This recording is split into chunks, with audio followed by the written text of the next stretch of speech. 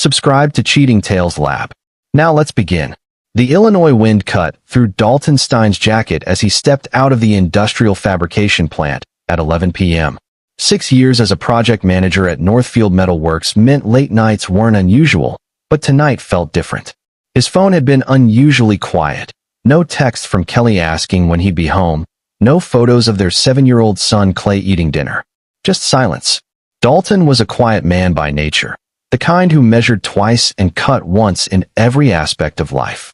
At 34, his dark hair was already showing silver at the temples, a premature aging that began the day he married Kelly Kirby 3 years ago. His first wife, Clay's mother, had died in a car accident when the boy was 2. For 3 years, Dalton had raised Clay alone, working doubles at the plant while his neighbor Phoebe Gray's grandmother watched the boy. Those were hard years, but clean years. Honest years. Then he met Kelly at a company barbecue. She was 28, bright-smiled, and seemed to genuinely love Clay. 6 months later they were married. 6 months after that, Kelly's mother Shelley Kirby moved into their home after claiming her apartment had black mold. That was 18 months ago, and Shelley was still there, occupying the guest room and treating Dalton's house like her personal kingdom.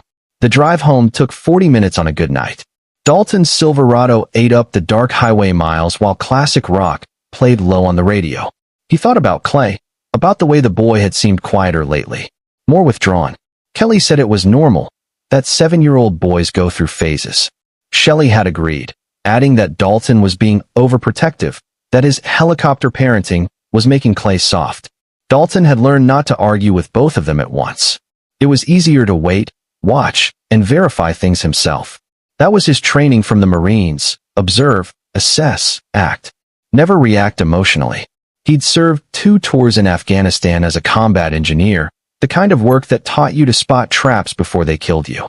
But domestic traps were harder to identify. They didn't come with tripwires or pressure plates. His phone buzzed at 11:47 p.m. Unknown number. The notification showed an incoming airdrop. Video from Phoebe, urgent. Phoebe Gray was 16, the daughter of his neighbor Beth Gray. The kid was quiet, artistic, and often sketched in her front yard while Clay played basketball in Dalton's driveway. Dalton pulled into a gas station parking lot and accepted the file. The video started with shaky phone footage, clearly filmed through a garage window. The angle showed Dalton's garage. He recognized the concrete floor, his tool bench, the seasonal decorations stacked in the corner. But in the center of the frame sat Clay's old dog crate, the large one they'd used when they briefly had a German Shepherd 2 years ago. The crate they'd put in the garage for storage. Clay was inside it. His son was crammed into the metal cage, knees pulled to his chest, wearing only a thin t-shirt and pajama pants. Dalton's hands began to shake. The video zoomed slightly as Shelley Kirby came into frame holding a garden hose. Bad dogs get cold baths. Shelley's voice was shrill, delighted.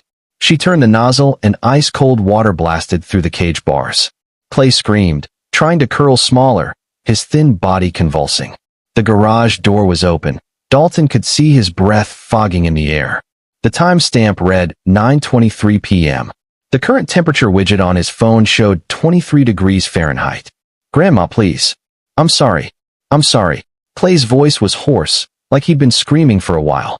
"Sorry doesn't cut it." Shelley sprayed him again, longer this time. "You think you can disrespect your mother? Think you can give me attitude?"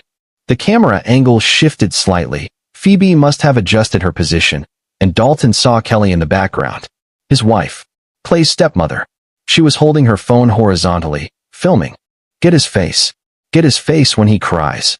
Kelly's voice was eager, excited. "This is going to get so many likes. Hashtag tough love, hashtag real parenting, hashtag no soft kids."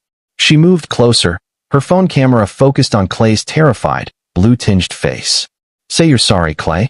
Tell everyone what happens to bad boys." Clay was shaking so violently, he could barely speak. His lips looked purple. "Jim SS sorry." Louder. Shelley sprayed him again. The video ended. 12 minutes long. Phoebe had filmed the whole thing from her bedroom window that overlooked Dalton's garage. Dalton sat in the truck cab, the phone screen reflecting in his eyes. He watched it again. Then a third time. Each viewing revealed new details. The way Kelly adjusted her ring light for better footage. How Shelley had a kitchen timer set on the workbench. The puddle of water on the garage floor suggesting this had been going on for some time before Phoebe started recording. His hands didn't shake anymore. They'd gone completely steady, the way they used to in Helmand Province when he'd spot an IED in the road.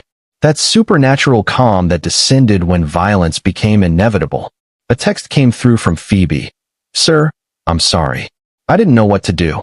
I heard him screaming 2 hours ago. I was too scared to tell my mom. She's at work. You need to see this. I'm so sorry." Dalton typed back with mechanical precision. "You did the right thing. Do not contact anyone else.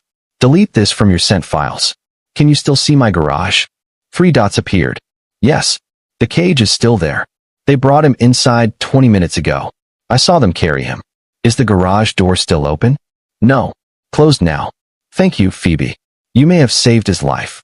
Dalton pulled up his recent calls. He scrolled past Kelly's number, past his foreman at the plant, past his brother in Colorado. He found the contact saved as RH, emergency only. Randy Huerta answered on the first ring. "Stein, it's been 2 years. I need you. Now." Dalton's voice was flat, controlled. "It's Clay." Randy's tone changed instantly. "Where and what?" "My house. Kelly and her mother. They've been." Dalton stopped, forced himself to breathe. "They put him in a dog cage. Sprayed him with freezing water. It's 23 degrees. They were filming it. For social media." Silence on the other end, but Dalton could hear Randy moving, already in motion. "You're 6 hours north, right? Still in Northfield?" "Yes. I'm at a gas station 40 minutes from home." "Don't go there. Not yet. You go in there right now, you'll do something that'll put you in jail, and then who protects Clay?" Randy's voice was hard, certain. "Where are you exactly?" Dalton gave him the coordinates. "There's a diner 2 miles west of you. The Crossing. Wait there. Order coffee. I'm 40 minutes out." "You're already in Illinois?" "I'm always somewhere." The line went dead. Dalton drove to the diner in a fog. Randy Huerta. They'd served together in Afghanistan. But Randy had stayed in much longer, moving from Marines to something else, something he couldn't talk about even when they'd shared beers years later. When Randy finally left the service, he'd started a private operation. Not security work. Something else. He'd once told Dalton, "I handle situations that fall through the cracks. The ones where calling 911 makes things worse." At the time, Dalton hadn't understood. Now he did. The Crossing was nearly empty at midnight. Dalton took a booth by the window, ordered black coffee, and waited. His phone showed no new messages from Kelly. Nothing. Like tonight was just another night. Like their son wasn't hypothermic in his own house. He pulled up Kelly's Instagram. Her latest post was from 3 hours ago, a photo of a green smoothie with the caption, "Self-Care Sunday. Greenheart remember Queens. You can't pour from an empty cup. Hashtag wellness journey, hashtag mom life, hashtag blessed." 2,000 likes. 400 comments.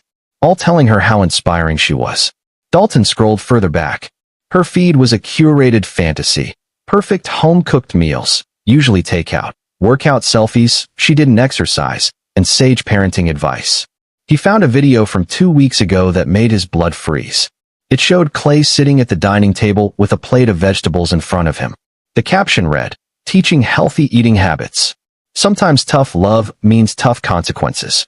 Face with steam from nose, hashtag no junk food, hashtag parenting wins." In the video, Clay looked miserable. The timestamp showed 7 p.m., right when Dalton would have been at work. "If you don't finish every bite, you'll sit there all night," Kelly's voice said off camera. "Right, Mom?" "That's right," Shelley's voice answered. "My Kelly turned out perfect because I didn't tolerate nonsense." The video had 5,847 likes. Dalton kept scrolling. More videos. Clay standing in the corner. Clay apologizing to the camera. Clay writing, "I will respect my parents," 100 times while Kelly filmed his small hand cramping. Every video had thousands of likes. Comments full of praise. Finally, a mom who doesn't let kids run wild. And this is what's wrong with America. Not enough discipline. And, "You're doing amazing, hun." Headlights swept across the diner window. A black Dodge Charger pulled into the parking lot, and Randy Huerta stepped out. He looked the same, compact, muscular, with the kind of face that was easy to forget until you crossed him. He wore dark jeans and a canvas jacket. His eyes found Dalton through the window, and he nodded once before entering. Randy slid into the booth across from Dalton. Show me. Dalton handed over his phone with the video cued. He watched Randy's face as the video played. Most people would react. Anger, shock, horror. Randy's expression didn't change at all. He watched it twice, then handed the phone back. The wife and mother-in-law. Anyone else in the house? Just them and Clay. You said they were filming for social media. You have evidence of that. Dalton showed him Kelly's Instagram. Randy scrolled through it methodically, his jaw tightening almost imperceptibly. She's got 40,000 followers. She's obsessed with it. Started about a year ago. Shelly eggs her on. They sit around planning content, talking about going viral. And you didn't see this happening? I work 60-hour weeks. Night shifts, weekends. They said Clay was being difficult. That I was too soft on him. That he needed structure. Dalton's voice cracked slightly. I trusted her. I trusted that she loved him. Randy leaned back. Here's what's going to happen. I'm going to your house. I'm going to collect your son. I'm going to document everything. And then we're going to make sure this never happens again. To Clay or anyone else. How? Better you don't know all the details yet. But I need your permission. Once I start this, there's no going back. The police will get involved, but not yet. Not until I say so. Understood. Dalton met his eyes. What are you going to do to them? Right now? Nothing. I'm going to secure Clay and make sure he's safe and documented. But after that, Randy's smile was cold. Let's just say I've been looking for a case like this. The kind where I can set a very public example. They deserve worse than prison. Oh, they'll get prison. But first, they're going to understand what it feels like to be powerless. To be cold. To be humiliated. Randy stood. Stay here. I'll call you in exactly 90 minutes. 90 minutes? I need to make some calls first. Get the right people in place. He dropped a card on the table. If I don't call by 2 a.m., call this number. But I will call. Randy walked out, and Dalton was alone again with his cold coffee and his rage. 90 minutes felt like 90 hours. Dalton ordered eggs he didn't eat. The waitress refilled his coffee 3 times. He watched the clock on his phone tick forward with agonizing slowness. At 1:47 a.m., his phone rang. It's done, Randy said. Clay is safe. He's with a pediatric specialist I trust. Mild hypothermia, some bruising, dehydration. He'll be fine physically. Emotionally, that's going to take time. Dalton's breath came out in a shudder. Where is he? Can't tell you yet. But he's warm, he's safe, and he's asking for you. I told him you'll see him soon. I need you to trust me. What happened at the house? I arrived with Dr. Elaine Garcia. She's a pediatrician who works with cases like this. We also brought Dallas Camacho, a social worker, and Booker Benton, who does forensic documentation. Your garage door was still unlocked from when they used it earlier. We let ourselves in. And Kelly? Shelly, watching TV in the living room. They heard us and came to investigate. Found us in the garage with the dog cage, the hose, and a lot of questions. Randy's voice hardened. Kelly tried to lie. Said it was Clay's choice, that he'd been playing a game. Shelly backed her up. Said we were trespassing. What did you do? Showed them Phoebe's video. Showed them their own Instagram posts. Informed them that they could either cooperate fully or I'd make one phone call and have them arrested immediately for child abuse and endangerment. Dr. Garcia examined Clay while they watched. Dallas documented everything. The cage, the hose, the temperature, Clay's condition. They just let you? They didn't have a choice. See, Dalton, people like Kelly and Shelly, they're bullies. And bullies fold when someone bigger calls their bluff. I had a police officer on standby, but I wanted to give them a chance to cooperate. They did. Signed waivers allowing the examination. Shelly even admitted on camera that they'd been disciplining Clay this way for months. Months. The word hit Dalton like a fist. Months. She said it started small. Timeouts, cold showers. But Kelly's social media engagement went up every time she posted tough parenting content, so they escalated. The cage was new. Only 3 weeks. They thought it was brilliant content. Organic, Shelly called it. Dalton couldn't speak. I'm sending you to a hotel. The Riverside Inn, room 247. Keys at the front desk under your name. Clay will be brought there tomorrow morning at 10. You'll have a few hours with him before the formal interviews begin. Interviews. Child Protective Services. Police. It's unavoidable. But I've set it up so you're not the one who called them. Dr. Garcia is filing as a mandatory reporter. You're the father who was working out of town. Clean. No one can claim you're making false accusations. What about Kelly and Shelly? They're still in your house. For now. Tomorrow, things are going to get very interesting for them. Randy paused. Get some sleep, Dalton. Your son needs you sharp. We'll talk more tomorrow. The line went dead. Dalton drove to the Riverside Inn in a daze. The night clerk handed him a key without questions. Room 247 was clean, generic, anonymous. He sat on the bed and stared at the wall until sunrise. At 9:47 a.m., there was a knock. Dalton opened the door to find Randy standing with Clay. His son looked impossibly small. Someone had given him an oversized sweatshirt and sweatpants. His hair was freshly washed. But his eyes looked decades older than 7. Dad. Clay's voice was tiny. Dalton dropped to his knees and opened his arms. Clay crashed into him, and the boy's body shook with sobs that seemed to come from somewhere deep and broken. I'm sorry, I'm sorry, I'm sorry. Clay kept repeating it like a prayer. You have nothing to be sorry for, Dalton whispered into his son's hair. Nothing. Do you hear me? Nothing. Randy stepped back into the hallway. I'll be back at 2. That's when the CPS investigator arrives. Dalton nodded without looking up. The door clicked shut, and he was alone with his son. They sat on the hotel bed. Clay couldn't stop shaking, even though the room was warm. Dalton wrapped him in a blanket and held him. I tried to be good, Clay finally said. I tried so hard. But Kelly kept saying I was disrespectful. That I talked back. Even when I didn't. Even when I just looked at her wrong, she said. How long, buddy? How long has this been happening? Clay's face crumpled. Since Grandma Shelley moved in. It was little things first. Making me stand in the corner if I didn't say thank you exactly right. Cold showers if I didn't finish my dinner in time. Kelly said it was normal. That her mom did it to her. The cage. 3 weeks ago, I accidentally spilled juice on Kelly's phone. She was so mad. She said I needed to learn what happens to clumsy, stupid dogs. Clay's voice broke. They made me bark. Made me eat off the floor. And every time, Kelly would film and say, this is going viral. This is going to blow up. Like it was fun. Dalton forced himself to stay calm, to keep his voice steady. Did you try to tell anyone? I tried to tell you. Remember 2 weeks ago, when I said I wanted to stay with you at work? Dalton remembered. Clay had been unusually clingy, begging to come to the plant even though it was late. Kelly had laughed it off, said Clay was just avoiding bedtime. Dalton had believed her. Kelly told me if I ever told you, she'd say I was lying. That everyone would believe her, because she's the mom and you're always at work. Clay looked up at his father. She said you'd choose her over me. Never, Dalton said fiercely. Never. You are my son. You are everything. And I'm so sorry I didn't see this. I'm so sorry I left you there. Are you going to send me back? No. You're never going back there. I promise you. They spent the morning talking, crying, and slowly rebuilding the trust that Kelly and Shelley had shattered. Clay fell asleep around noon, exhausted. Dalton sat and watched his son breathe, cataloging every bruise visible on his thin arms. At 2 p.m. sharp, Randy returned with a woman in her 50s. She wore a practical pantsuit and carried a worn leather briefcase. Dalton, this is Virginia Vaughn. She's the CPS investigator assigned to Clay's case. She's good people. Virginia shook Dalton's hand with a firm grip.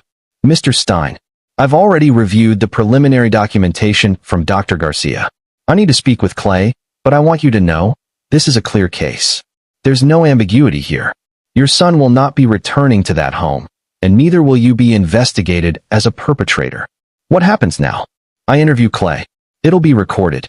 Then I need your statement about your work schedule and what you knew or didn't know. After that, I'm filing an emergency protective order. Your wife and her mother will be ordered to vacate your residence within 24 hours. They'll fight it. Let them try. Virginia's eyes were steel. I've been doing this for 30 years, Mr. Stein. I've seen a lot of bad situations. But this, she gestured to the folder Randy had given her. This is sadistic, premeditated abuse documented by the abusers themselves for public entertainment. No judge in Illinois is going to side with them. The interview took 2 hours. Clay was brave, answering Virginia's gentle questions with painful honesty. Dalton sat outside the room, listening through the door, learning details that made him want to put his fist through the wall. When it was over, Virginia emerged looking grim. Your son is a remarkable kid, Mr. Stein. Strong. But he's going to need therapy. A lot of it. Whatever he needs. Good. I'm filing the order now. By tomorrow morning, Kelly and Shelley will be out. You'll have temporary full custody pending the criminal investigation. She paused. They're going to be arrested, you understand. Child endangerment, abuse of a minor, possibly more. The state's attorney is very interested in this case. After Virginia left, Randy lingered. You doing okay? No. Good. You shouldn't be. Randy sat across from Dalton. I need to tell you something. This case, it's bigger than just Clay. What do you mean? Kelly's Instagram. I had my tech guy do a deep dive. She's part of a network, dozens of influencers who post tough parenting content. Some of it's worse than what she did. Much worse. And they have hundreds of thousands of followers encouraging them, praising them, asking for more. Dalton felt sick. It's a trend. More than that. It's monetized. Kelly was making ad revenue from this. Shelley too. She has her own account. They were building a brand around abusing your son. I want them destroyed. They will be. But I need you to trust me on the how. Because if we just throw them in jail, they become martyrs to their followers. Oppressed by the system and all that. But if we expose them, really expose them, and let their own community turn on them. Randy smiled. That's when justice really happens. What are you planning? You'll see. But first, focus on Clay. Take him somewhere safe. I recommend not going back to that house for a while. Let the police process it as a crime scene. Let Kelly and Shelley clear out. Then we'll figure out what comes next. Dalton nodded slowly. Randy? Thank you. I don't know how to. You'd have done the same for me. We take care of our own. Randy stood. I'll be in touch. In the meantime, there's someone you should talk to. Who? Phoebe Gray. The kid who sent you that video. She's scared she's going to get in trouble. She needs to hear from you that she did the right thing. That evening, after Clay was asleep, Dalton walked across the hotel parking lot to a bench where Phoebe was waiting with her mother, Beth Gray. The teenager looked terrified. Mr. Stein, I'm so sorry, she started. You saved his life, Dalton interrupted. You were brave when I wasn't there to be. You did something that most adults wouldn't have the courage to do. Phoebe's eyes filled with tears. I should have done it sooner. I heard him crying for weeks. I didn't know if it was my place. I didn't want to cause trouble. Beth put her arm around her daughter. Phoebe told me everything tonight. I can't believe it was happening right next door, and we had no idea. They were careful, Dalton said. The garage door was always down when I was home. They did it when I was at work. Kelly's entire life is a performance. She knew how to hide it. What's going to happen to them? Phoebe asked. They're going to face exactly what they deserve, Dalton said. Thanks to you. He went back to the hotel room and sat in the dark, watching Clay sleep. His phone buzzed with a text from Randy. Tomorrow, the dominoes start falling. Get ready. Dalton Stein had always been a patient man. A planner. Someone who thought through every angle before acting. But now, patience felt different. It felt like sharpening a blade. And he was going to make sure that blade cut deep. The next morning started with chaos Dalton could hear, but couldn't see. He and Clay were still at the Riverside Inn when his phone erupted with notifications. Calls from numbers he didn't recognize. Text messages from people at work. But the one that mattered came from Randy at 8:47 a.m. It started. Turn on Channel 7 News. Dalton found the remote and switched on the TV. Clay was in the bathroom brushing his teeth, giving Dalton a moment to process what he was seeing.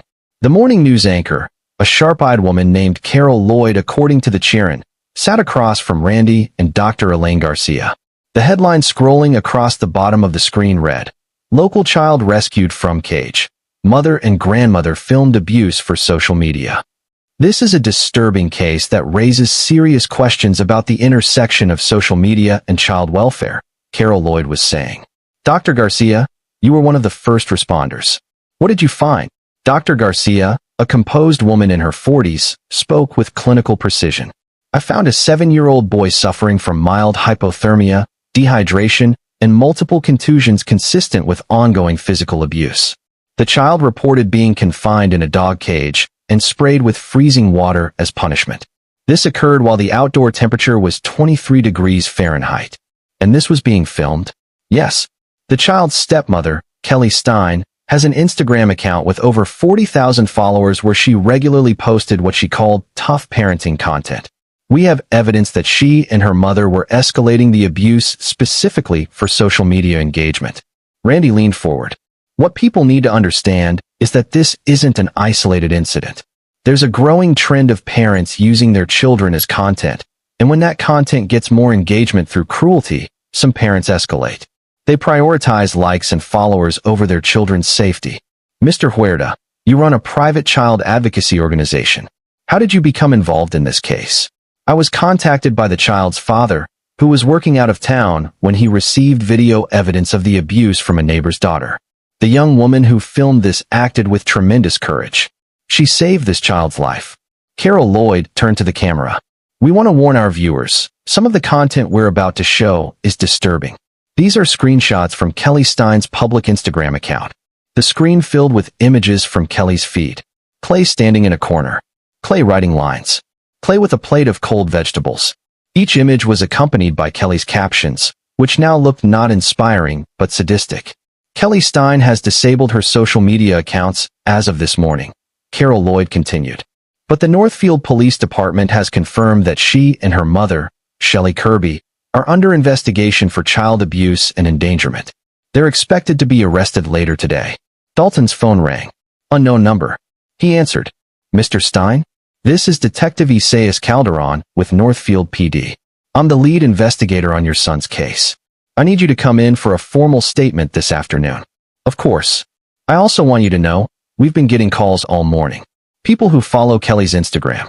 Most of them are outraged now that they understand what was really happening. But some, the detective paused. Some are defending her, saying this is government overreach, that parents have the right to discipline their children however they see fit. Are you serious? Unfortunately, yes. Which is why we're moving quickly. The state's attorney wants to make an example of this case. Show that abuse is abuse, even if you call it parenting and post it online. After the call ended, Clay emerged from the bathroom. He looked at the TV, saw his mother's face on the screen, and froze. Dad, Dalton turned off the TV. Hey, buddy. Come here. Clay sat next to him on the bed. Is Kelly going to jail? Probably. Yes. Good. The word came out hard, final. She should. You know what this means, right? People are going to know what happened. Some kids at school might see the news. It might be hard. Clay looked at his father with those eyes that were too old, too knowing. I don't care. I want people to know. I want them to know what she really is. Dalton pulled his son close. You're braver than I ever was at your age. I learned it from you, Clay said quietly. They spent the rest of the morning avoiding the news, playing card games, and ordering room service. But at 2 p.m., Dalton had to leave for the police station. Randy had arranged for Dr. Garcia to stay with Clay, a familiar face the boy had learned to trust. The police station was swarming with reporters. Dalton had to push through a crowd of cameras and microphones shouting questions. Mr. Stein, how long did you suspect abuse? Mr. Stein, are you suing your wife? Mr. Stein, how is your son doing? He said nothing, just followed Detective Calderon inside. The interview room was standard, gray walls, cheap table, recording equipment. Detective Calderon was a no-nonsense man in his 40s with tired eyes that said he'd seen too much. Let's start from the beginning, he said. When did you first notice something was wrong? Dalton walked him through everything. His work schedule, his marriage to Kelly, Shelley moving in, the gradual changes in Clay's behavior that he'd missed or misinterpreted. He showed him the airdrop from Phoebe, Kelly's Instagram account, the timeline of escalation. You never suspected? Calderon asked, not accusatory but genuinely curious. I suspected something was off. Clay was quieter, more nervous. But Kelly always had explanations. She said he was going through a phase, that I was overprotective, that I didn't understand kids because I worked too much. Dalton's hands clenched. She was good at gaslighting. Made me doubt my own instincts. Did you ever see physical evidence? Bruises? Once. 3 weeks ago. Clay had marks on his wrist. Kelly said he fell off his bike. He backed her up. I believed them. Why did he lie for her? Fear. She'd convinced him that if he told me the truth, I'd choose her over him. That I'd think he was making it up for attention. Calderon made notes. We've executed a search warrant on your residence. We found the dog cage, the hose, and several other items that corroborate your son's statement. We also found Kelly's laptop. She had folders of edited video files, content she was planning to post. Some of it, he trailed off, shaking his head. Some of it never made it online because even she knew it was too far.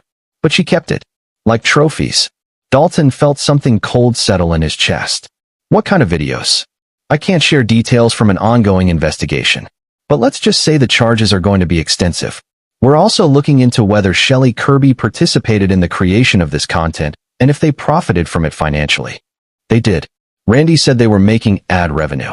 That opens up additional charges. Exploitation of a minor for financial gain. That's federal territory. Calderon leaned back. Mr. Stein, I've been a cop for 20 years. I've worked child abuse cases that would make you sick. But this one is different because they documented it. They were proud of it. They thought they were going to be famous. Instead, they're infamous. Exactly. And that's not by accident. Calderon gave him a knowing look. Your friend Randy Huerta. He played this perfectly. Going to the media first, framing the narrative, making sure everyone understands what kind of people we're dealing with. By the time we arrest them, public opinion will be set. No sympathy, no second chances. Is that legal? Randy didn't break any laws. He had a legitimate concern for a child's welfare. He documented everything properly, and he cooperated with authorities. The fact that he also knows how to work the media? Calderon shrugged. Smart, not illegal. After the interview, Dalton met with the state's attorney, a sharp woman named Anastasia Shannon, who looked like she could cut glass with her cheekbones. Mr. Stein, I want to be clear about our approach, she said without preamble. We're throwing the book at them. Multiple counts of child abuse, child endangerment, unlawful restraint, and we're exploring charges related to financial exploitation. This case is going to trial, and I'm going to make sure everyone in Illinois understands that you can't torture your children for internet clout. What if they take a plea? They won't get one. Not from me. I want them to face a jury. I want that jury to see the videos, hear your son testify, and understand exactly what they did. Her eyes were ice. I want them to spend years in prison thinking about how their need for validation destroyed their lives. When will they be arrested? Within the hour. We've been waiting for your interview to be complete. Judge signed the warrants this morning. Dalton left the station as the sun was setting. His phone buzzed with a text from Randy. Watch the news at 6. You're going to want to see this. Back at the hotel, Clay was drawing with colored pencils Dr. Garcia had brought. He looked up when Dalton entered. How'd it go? Good. The police are taking this seriously. Are they going to arrest Kelly and Grandma Shelley today? Probably. Clay went back to his drawing. I hope they're scared. I hope they feel how I felt. At 6 p.m., Dalton turned on the news. The lead story showed police cars outside his house. Reporters jostled for position as 2 officers escorted Kelly out in handcuffs. She was crying, her carefully made-up face smeared with mascara. I didn't do anything wrong, she was screaming. I'm his mother. I have the right to discipline him. You're his stepmother, one of the officers corrected calmly. Shelley Kirby came out next, also in handcuffs, looking defiant. This is persecution. We're good people. We're being targeted for our beliefs. The reporter on scene, a young man named Chris Espinoza, provided commentary. Both women are being charged with multiple counts of child abuse and endangerment. Sources tell us additional charges may be forthcoming. This case has sparked national debate about parenting, social media, and where the line is between discipline and abuse. Cut to a panel discussion. Experts debating. Some defending parental rights, others condemning the abuse. Dalton watched it all with detachment. Clay looked up from his drawing. They're still trying to make it about them. What do you mean? Even arrested, they're performing. Crying for the cameras. Saying they're victims. Clay's voice was matter of fact. That's what they do. Everything is a show. Dalton realized his 7-year-old son understood Kelly better than he ever had.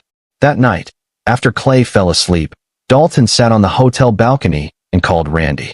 You saw the arrest? Yeah. How's Clay handling it? Better than I am. Dalton paused. What happens now? Now, we wait for the legal process. They'll be arraigned tomorrow. Bail will be set, probably high. The media circus will continue for a few days, then die down. And then, Randy's voice changed, became quieter. Then we move to phase 2, which is destroying what they care about most. Prison is temporary, Dalton, but I want to make sure that when they get out, if they get out, there's nothing left of the lives they tried to build. No followers, no income, no reputation. I want them to live the rest of their days as pariahs. How? I'll explain in person. Tomorrow. There's something you need to see first. Randy hung up before Dalton could ask more questions. He sat on the balcony until midnight, listening to the distant traffic and thinking about everything that had been taken from his son. Not just months of abuse, but childhood itself. Clay had learned that the people who were supposed to protect him could hurt him. That love was conditional. That he was only valued for content. Dalton had failed to see it. Failed to protect him. But he wouldn't fail again. Whatever Randy was planning, whatever came next, Dalton would make sure Kelly and Shelley understood the full weight of their actions. Not just legal consequences. Not just social consequences. Complete annihilation. He went inside, checked on Clay one more time, and tried to sleep. Tomorrow, Randy had said. Tomorrow, things would get interesting. Dalton believed him. Randy arrived at the hotel at 9 a.m. carrying a laptop and a grim expression. Clay was still asleep. Dr. Garcia had explained that trauma often manifested as exhaustion, the body trying to heal itself through rest. "You're going to want coffee for this," Randy said, setting up at the small desk in the corner. Dalton poured 2 cups from the hotel room maker. "What am I looking at?" "The rabbit hole." Randy opened the laptop and pulled up several browser windows. "After we talked last night, my tech specialist, guy named Corey Lucero, best digital forensic investigator I know, did a deep dive into Kelly's online presence.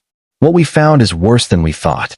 The screen showed Kelly's Instagram, but also accounts on TikTok, YouTube, and several forums Dalton had never heard of. "She was everywhere," Randy continued, "building a brand across multiple platforms. But here's where it gets dark." He clicked through to a private Facebook group. The name made Dalton's stomach turn. Tough Love Moms. No snowflakes allowed. This is a closed group. 18,000 members. All mothers, or claiming to be mothers, who shared discipline techniques. And by discipline, I mean abuse. Randy scrolled through posts, each one worse than the last. Photos of children standing in stress positions. Videos of kids eating soap. Descriptions of punishments that ranged from cruel to sadistic. Kelly was a moderator. She wasn't just posting about Clay, Randy said quietly. She was giving advice to other parents. Telling them how to escalate. How to film it without getting caught. How to frame it as authentic parenting for the algorithm. Dalton read a post from Kelly dated 2 months ago. "Remember, ladies, the key is consistency. If they cry, you're doing it right. They need to learn that the world isn't soft. My stepson used to be so mouthy. Now he barely speaks without permission. It works. Flex biceps # results not excuses." The post had 300 likes and dozens of comments thanking her for the inspiration. Jesus Christ. There's more. Randy opened another window. This one showed financial records. Corey hacked. And yes, I know that's illegal, but I don't care. Kelly's PayPal and Venmo. She was making about $3,000 a month from her social media. Ad revenue, sponsored posts, and direct donations from her followers. Shelley was pulling in about $1,500 from her own account. They were making money torturing my son. Yes, and they were using that money to buy better cameras, better lighting, better editing software.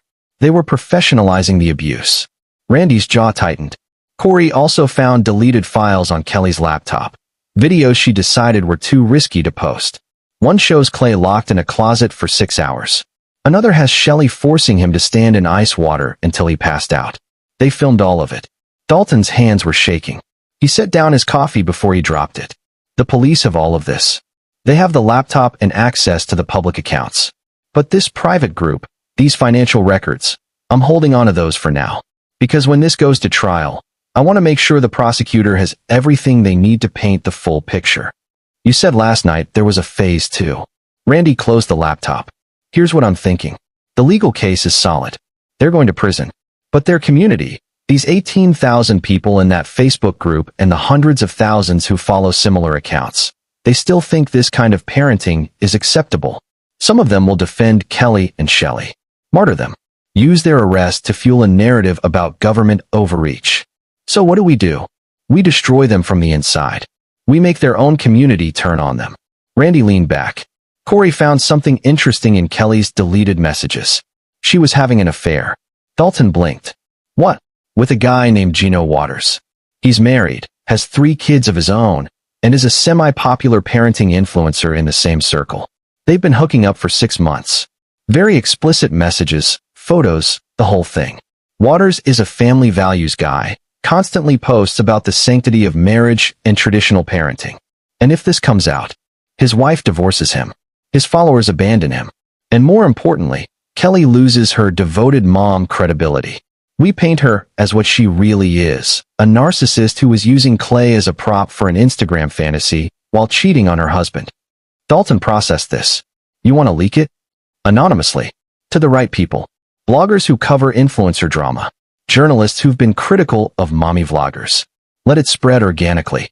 By the time Kelly's trial starts, public opinion will be so far against her that no jury could possibly sympathize. What about Shelley? Shelley's easier. She's got her own skeletons. Corey found court records showing she was investigated for child abuse when Kelly was 10. Case was dropped due to lack of evidence, but the report is damning. She beat Kelly with a belt, locked her in a basement. Sound familiar? It did. The cycle of abuse, perpetuated. We leaked that too, Randy said. Show that this wasn't about parenting philosophy. It was generational trauma being weaponized against an innocent kid. When? Soon. But first, I need your permission. Because once this starts, it's going to be a media feeding frenzy. Kelly and Shelley will be ripped apart in public. It'll be brutal. Dalton thought about Clay sleeping in the next room. About the videos on that laptop. About the months of torture documented for likes and ad revenue. Do it, he said. Burn it all down. Randy nodded. I'll make the calls. In the meantime, you need to prepare for what comes next. The defense is going to argue that you're a vindictive husband trying to destroy your wife. They'll say you're using Clay to hurt Kelly. You need to be ready. I am. Good. Because this is going to get ugly before it gets better. Randy left, and Dalton sat alone with his thoughts. Around 11 a.m., Clay woke up and padded into the main room, rubbing his eyes. Morning, buddy. Is it actually morning? Technically, yes, barely. Dalton smiled. Hungry. They ordered pancakes from room service. Clay ate slowly, methodically, like someone who'd learned that food could be taken away as punishment. Dad. Yeah. What's going to happen to me? What do you mean? Where am I going to live? Do I have to go into foster care? Dalton's heart broke. No. Never. You're staying with me. The court already gave me temporary custody. Once the trial is over and Kelly's out of the picture permanently, it'll be permanent custody. What about school? You can go back whenever you're ready. Or we can look at other schools if you want a fresh start. Clay considered this. I think I want a fresh start. Everyone at my school knows Kelly. Some of them follow her Instagram. I don't want to see people who thought she was cool. Then we'll find you a new school. A better one. And we're not going back to that house. Not if you don't want to. I don't. I hate that house. Clay's voice was firm. Can we get a new one? Somewhere Kelly and Grandma Shelley don't know about. Yes. We can do that. For the first time in days, Clay smiled. Small, tentative, but real. The afternoon brought a visitor, Virginia Vaughn from CPS. She sat with Clay and Dalton and outlined the next steps. The emergency protective order is in place, she explained. Kelly and Shelley are prohibited from any contact with Clay. They've been ordered to stay at least 500 feet away. If they violate that, they'll be arrested again. Will Clay have to testify? Dalton asked. Eventually, yes. But not right away. We'll prepare him with a child psychologist. Make it as easy as possible. And the judge can allow video testimony if appearing in person would be too traumatic. Clay spoke up. I want to testify in person. Both adults looked at him. I want to look at them. Clay continued. I want them to see me and know that I'm not scared anymore. That they didn't break me. Virginia's expression softened. That's very brave, Clay. But you have time to decide. You don't have to commit to anything now. After she left, Dalton asked Clay, Are you sure about that? Testifying in court. Yeah, I've been thinking about it. They always made me feel small. Like I was nothing. If I testify, it proves I'm not nothing. It proves I matter. Dalton pulled his son into a hug. You've always mattered. You matter more than anything in the world. That evening, the news cycle exploded. Someone, Randy, though Dalton didn't ask, had leaked the information about Kelly's affair with Gino Waters. Waters' wife had already filed for divorce. Screenshots of the explicit messages were spreading across social media. The parenting influencer community was imploding. The same people who'd praised Kelly 2 days ago were now posting think pieces condemning her. Hashtags like #JusticeForClay and #AbuseIsNotParenting trended nationally. Kelly's reputation was in freefall. Then, late that night, the report about Shelley's past abuse of Kelly surfaced. A blogger named Marjorie Werner, who specialized in exposing problematic influencers, published a deep dive into the Kirby family history. Photos of the old police report, interviews with people who'd known the family, a pattern of violence and control spanning generations. Public sentiment shifted from outrage to something colder, total condemnation.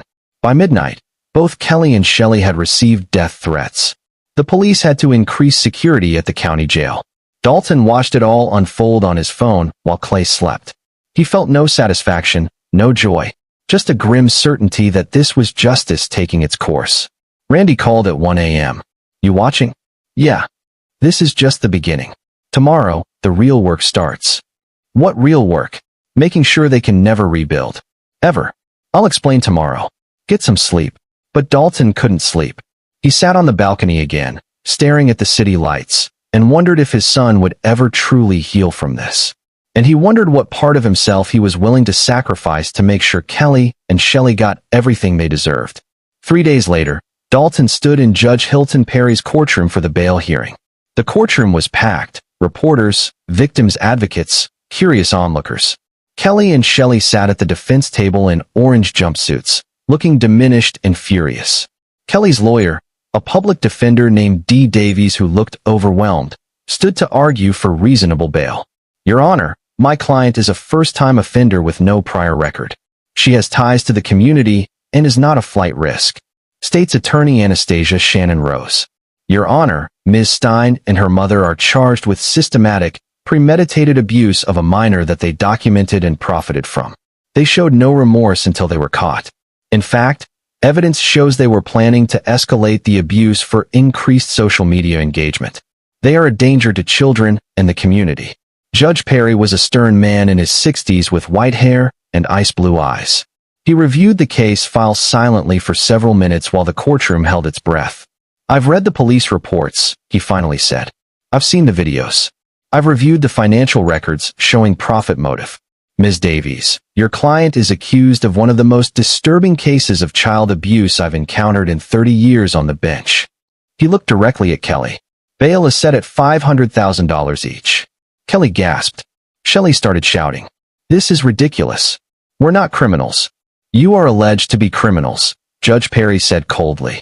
"And given the severity of the charges and the evidence presented, you should be grateful I'm granting bail at all. $500,000 each. Cash bond only."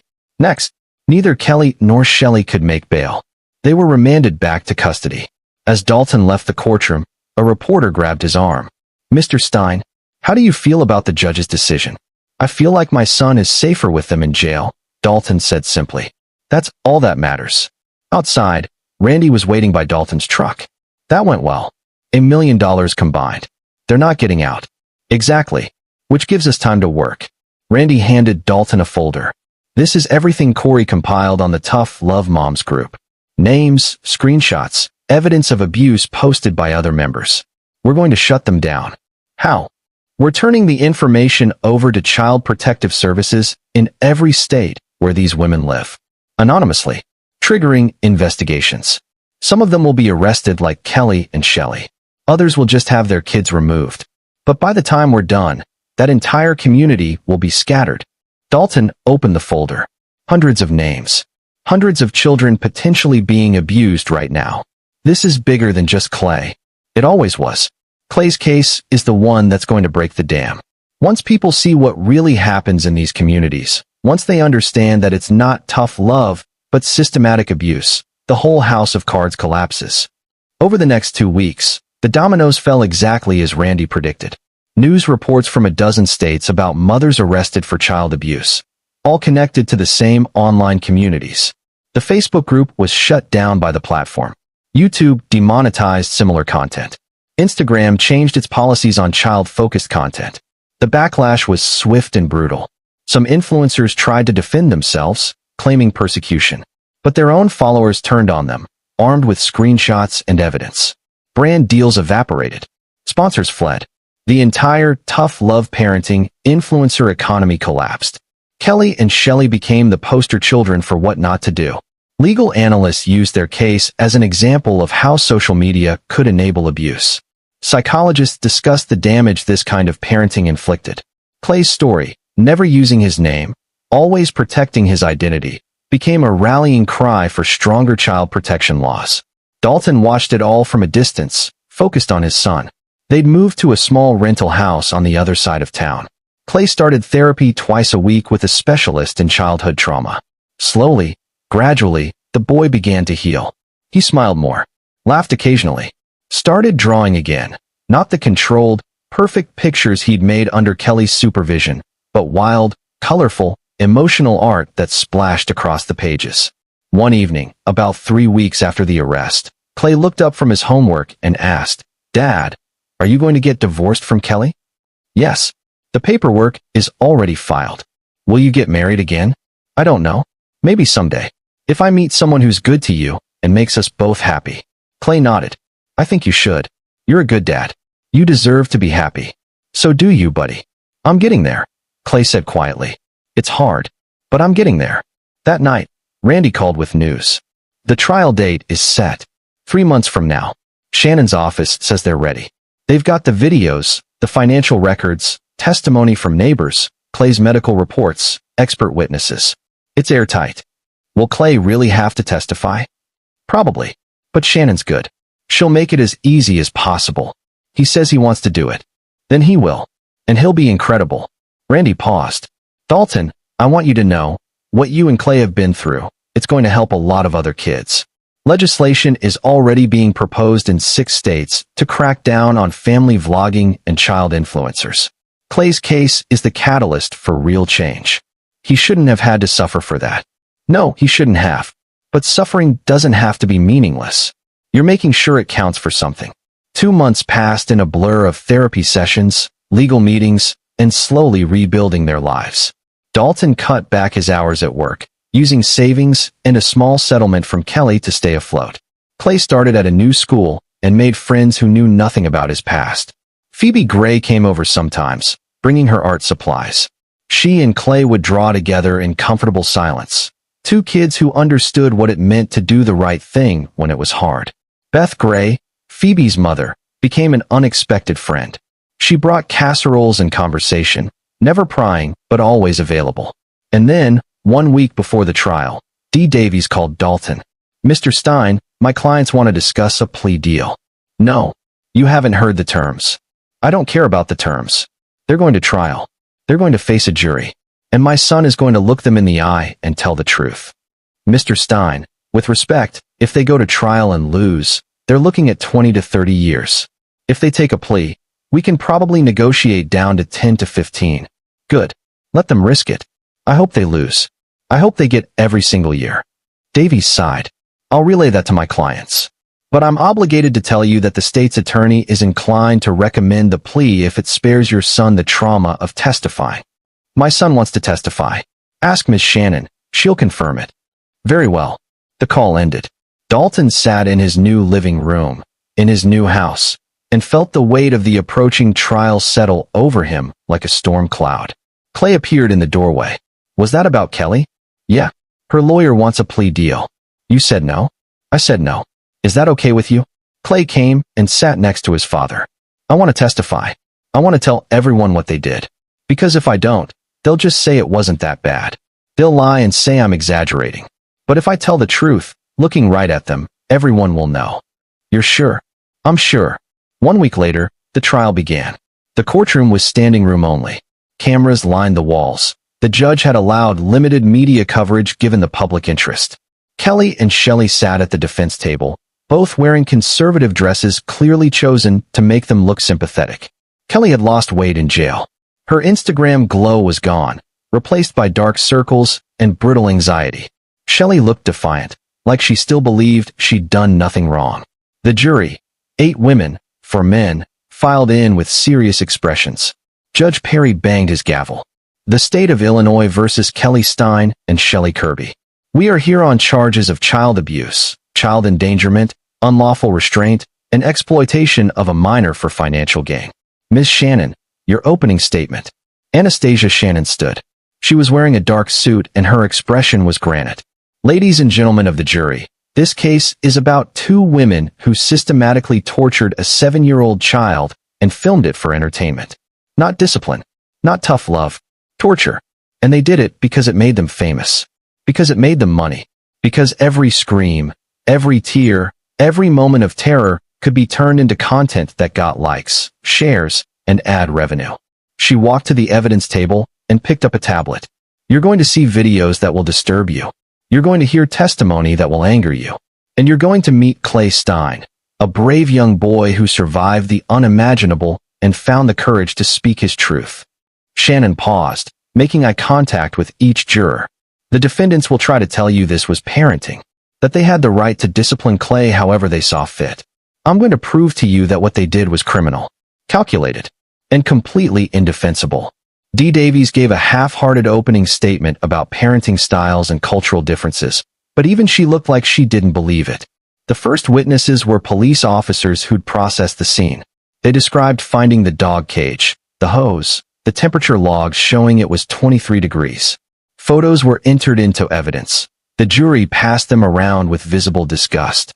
Then Dr. Garcia testified about Clay's condition when she examined him. Hypothermia, dehydration, bruises, psychological trauma. On cross-examination, Davies tried to suggest that Clay's injuries could have come from normal childhood roughhousing. Dr. Garcia shut her down. These injuries are consistent with sustained, deliberate abuse. Pattern bruising on the wrists consistent with restraints. Petechial hemorrhaging in the eyes consistent with prolonged crying and stress. This wasn't roughhousing, counselor. This was torture. Day 2 brought the social media evidence. A digital forensics expert walked the jury through Kelly's Instagram, her YouTube, her TikTok. Showed the progression of increasingly extreme content. Showed the financial records proving she'd made thousands of dollars from posts featuring Clay. The jury looked at Kelly with open revulsion. Then came the videos. The ones from Phoebe's airdrop. The ones from Kelly's laptop. The courtroom was silent except for the sound of Clay screaming, begging, crying. One juror started crying. Another looked away. When the video of Clay in the dog cage played, Shelley leaned over and whispered something to Kelly. Both women smirked slightly. The jury saw it. So did Judge Perry. Ms. Kirby, Ms. Stein, the judge said icily, I would advise you to show appropriate respect for these proceedings. Day 3 was Clay's turn. Dalton watched his son walk to the witness stand. Clay had chosen to wear his favorite Iron Man shirt. Not court appropriate, but the judge had allowed it because Clay said it made him feel strong. Shannon approached gently. Hi, Clay. Are you nervous? A little. That's okay. You're doing great. I'm going to ask you some questions about what happened at your house. If you need a break, you just let me know, okay? Okay. Clay, do you see the people who hurt you in this courtroom? Clay looked directly at Kelly and Shelley. His voice was clear, unwavering. Yes. That's Kelly, my stepmom. And that's Shelley, her mom. Did they hurt you? Yes. Can you tell the jury how? And Clay did. For 90 minutes, with breaks, he described everything. The corner timeouts that lasted hours. The cold showers. The withheld meals. The dog cage. The hose. The constant filming. The way Kelly would make him apologize to her phone camera. The way Shelley would laugh when he cried. He was calm, factual, detailed, and devastating. Davies barely cross-examined him. What could she ask? The evidence was overwhelming. When Clay stepped down, he walked back to Dalton and said quietly, I did it. You did. I'm so proud of you. The rest of the trial was academic. Character witnesses testified that Kelly and Shelley were narcissistic, controlling, and obsessed with social media validation. Financial experts confirmed they'd profited from the abuse. Psychologists explained the long-term damage this kind of treatment inflicted on children. The defense called no witnesses. They had nothing. Closing arguments were brief. Shannon reminded the jury of everything they'd seen and heard. Davies asked for mercy, arguing that her clients had been raised in an era when corporal punishment was normal and had simply taken it too far. The jury deliberated for 4 hours. When they returned, the forewoman stood. On all counts, we find the defendants guilty. Kelly collapsed in her chair, sobbing. Shelley sat stone-faced, still defiant. Sentencing was scheduled for 2 weeks later. Dalton took Clay for ice cream after the verdict. They sat in a booth at a local parlor, eating sundaes and not talking about the trial. Finally, Clay said, It's over. The trial is over. Sentencing is still coming. But they can't hurt me anymore. No, they can't. Good. Clay took another bite of ice cream. Dad, yeah. Thank you for believing me.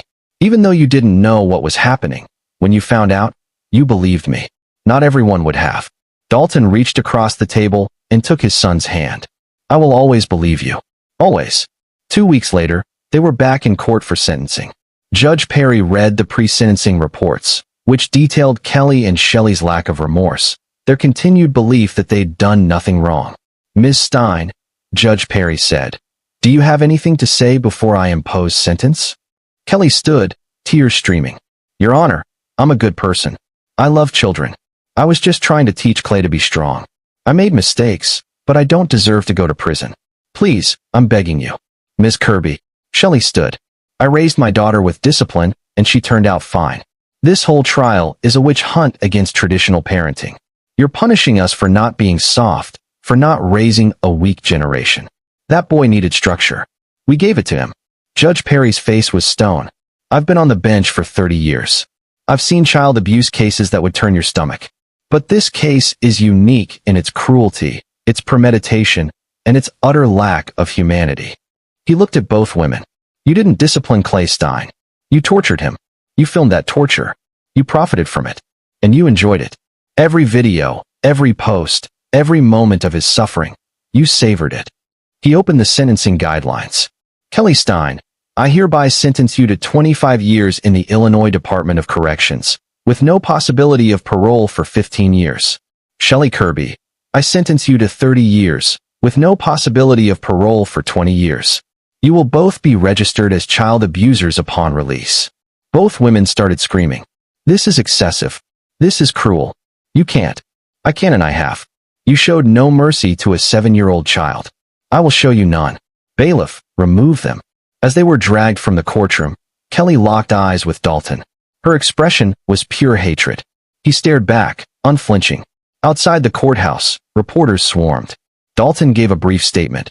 My son is safe. The people who hurt him are going to prison. That's justice. Thank you. Randy appeared at his side, guiding him and Clay through the crowd to his truck. That was perfect, Randy said. Short, to the point, powerful. The media is going to eat it up. I don't care about the media. I know. But the media cares about you. And more importantly, this case is already changing laws. 3 states have passed legislation regulating family vlogging. 2 more are considering it. Clay's story is saving other kids. Dalton looked down at his son, who was holding his hand tightly. You hear that, buddy? You're a hero. Clay looked up at Randy. Can I ask you something? Sure. That first night, when you came to the house and got me out, you said you handled situations that fall through the cracks. What does that mean? Randy crouched down to Clay's level. It means I help people who need help, but don't know who to call. People like you. And I make sure the people who hurt them face consequences. Like a superhero? Like someone who cares. Clay nodded slowly. When I grow up, I want to do that too. Then I'll teach you, Randy said seriously. But first, you need to finish being a kid. Deal. Deal. They drove home. To the new house. The safe house. Dalton made dinner while Clay did homework. Normal. Routine. Peaceful. That night, after Clay was asleep, Dalton sat on the porch with a beer and thought about everything that had happened. 3 months ago, he'd received an airdrop that changed his life. His son had been rescued. His wife and her mother were in prison. And somehow, out of all that horror, something good had emerged. New laws. Raised awareness. And a 7-year-old boy who'd learned that justice was real, that people would fight for him, that he mattered. His phone buzzed. A text from Randy. Kelly and Shelley are being transferred to maximum security tomorrow. Separate facilities. They'll never see each other again. Dalton typed back. Good. Another text. Also, you should know, while the trial was happening, Gino Waters lost everything. His wife divorced him and got full custody. His sponsors dropped him. His social media accounts are gone. He's working at a car wash now. Karma. Better than karma. Consequences. Randy sent one more message. You did good, Dalton. You and Clay both. Get some rest. Tomorrow's a new day. Dalton looked up at the stars and thought about his first wife, Clay's mother. She would have been proud of how they'd survived this. How they'd fought back. How they'd won. He finished his beer and went inside, checking on Clay one more time before bed. The boy was sleeping peacefully, a small smile on his face. For the first time in months, Dalton slept through the night without nightmares. Justice, he thought as he drifted off, wasn't just about punishment. It was about healing, and they were finally starting to heal. 6 months later, spring brought new beginnings. Clay was thriving in his new school. His therapist reported significant progress, fewer nightmares, better emotional regulation, increasing trust in adults.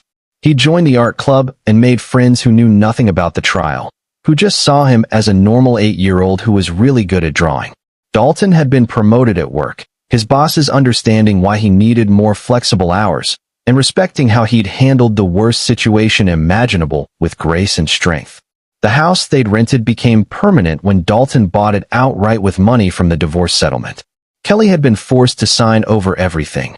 The old house, their joint accounts, her share of his retirement. She tried to fight it from prison, but her lawyer had advised her that fighting a man whose child she'd tortured wasn't going to go well with any judge. The old house sold quickly. Dalton used the money to set up a college fund for Clay and donate a significant portion to child advocacy organizations. One Saturday morning, Dalton was making pancakes when there was a knock at the door. He opened it to find Randy, looking uncharacteristically happy. "Got news," Randy said, stepping inside. "Good or bad?" "Good. Great, actually." Randy pulled out his phone and showed Dalton an article. "Remember that Tough Love Moms group? The one with 18,000 members?" "Yeah. CPS investigations in 37 states. 114 arrests. 426 children removed from abusive situations. And it all started because one neighbor's daughter was brave enough to film what she saw and send it to you." Dalton read the article, feeling a mix of pride and sadness. Pride that so many kids had been saved. Sadness that there had been so many to save. "There's more," Randy continued. "Congress is holding hearings about regulating child influencers. They want to create federal protections, limit filming hours, require education, mandate financial accounts in the child's name, regular welfare checks. They're calling it the Clay Stein Protection Act." Dalton sat down heavily. "They're naming it after him? He's become the face of a movement, Dalton. Not because we wanted him to be, but because his story was so clear, so documented, so undeniable that it broke through all the noise." Clay walked into the kitchen, rubbing sleep from his eyes. "What's going on? Come here, buddy." Dalton pulled him into a hug. "They're making new laws to protect kids like you. And they're naming them after you." Clay's eyes widened. "Really? Really? That's good, right? That means other kids won't get hurt." "That's exactly what it means." Clay thought about this for a moment. "Then I'm glad. Even if it means everyone knows what happened to me, I'm glad if it helps." Randy knelt down. "You're one of the bravest people I've ever met, Clay. And I've met a lot of brave people. Can I tell you a secret?" Clay looked at both men. "Sometimes I still have nightmares. Sometimes I wake up and think I'm back in that garage. But then I remember, they can't hurt me anymore. They're in prison. And I'm safe. And that makes the nightmares easier." "It gets easier," Randy promised. "Not all at once. But little by little, the bad days become less bad. The good days become more good. You're already doing the hard work." After Randy left, Dalton and Clay spent the day doing normal things. They went to the park, flew a kite, got burgers for lunch. Clay laughed, really laughed, when Dalton accidentally walked into a tree while trying to watch the kite. That evening, Beth Gray and Phoebe came over for dinner. Beth brought lasagna, and Phoebe brought a new sketch she'd done of a superhero who looked suspiciously like Clay. "This is for you," Phoebe said, handing it to him. "Because you're brave." Clay studied the drawing. The superhero was standing on a mountain, cape flowing, with the words, "Justice Wins," written at the top. "Can I hang it in my room?" Clay asked Dalton. "Of course." While the kids disappeared upstairs to play video games, Beth sat with Dalton on the porch. "You doing okay?" she asked. "Yeah, better than I expected." Clay's healing. "I'm healing. We're building something new." Phoebe still has nightmares about that night. Seeing Clay in that cage, hearing him scream. She sees a therapist now too. "I'm sorry she had to witness that." "Don't be. She told me last week that she's glad she did. Because if she hadn't, she wouldn't have known to send you that video. She wouldn't have saved him." Beth paused. "She wants to work in child protection when she grows up. Maybe be a social worker or a lawyer. Said she wants to help kids like Clay." Dalton felt his throat tighten. "She's a good kid. So is yours." They sat in comfortable silence, watching the sun set. 2 weeks later, Dalton received a letter forwarded from his lawyer. It was from Shelley Kirby, postmarked from her prison. He almost threw it away without reading it. But curiosity got the better of him. The letter was 3 pages of vitriol. Shelley blamed him for everything, for turning Clay against Kelly, for destroying their family, for persecuting them for their beliefs. She insisted they'd done nothing wrong, that the trial had been a sham, that they were political prisoners. There was no remorse, no acknowledgement of Clay's suffering, just rage and victimhood. Dalton burned it in the fireplace and never told Clay it existed. A separate letter came from Kelly a week later. Unlike Shelley's rant, this one was manipulative. Kelly claimed to have found religion in prison, to have realized her mistakes, to be seeking forgiveness. "I know I hurt Clay," she wrote. "I was sick. I was addicted to validation. I let my mother's toxicity influence me. But I'm getting help now. I'm in therapy. I'm a different person. I hope someday Clay can forgive me." It was bullshit, and Dalton knew it. Kelly was working an angle, probably hoping to get her sentence reduced or gain sympathy for a parole board years down the line. He burned that letter too. One evening, Clay asked, "Has Kelly tried to contact you?" Dalton decided honesty was best. "She sent a letter." "So did Shelley." "What did they say?" "Shelley said we're all wrong and she's a victim. Kelly said she's sorry and found religion." "Do you believe her?" "No. Me neither." Clay went back to his homework. "I don't think about them much anymore." "Is that bad?" "That's healthy. It means you're moving on. I used to be scared I'd turn out like them. Like, that mean people raise mean kids. But Dr. Martinez says that's not true. She says I get to choose who I become. Dr. Martinez is right. Then I choose to be like you and Randy. People who help other people. People who stop bad things from happening." Dalton's chest swelled with pride. "You're already like that, buddy. You're already helping people just by being brave enough to tell your story." The months turned into a year.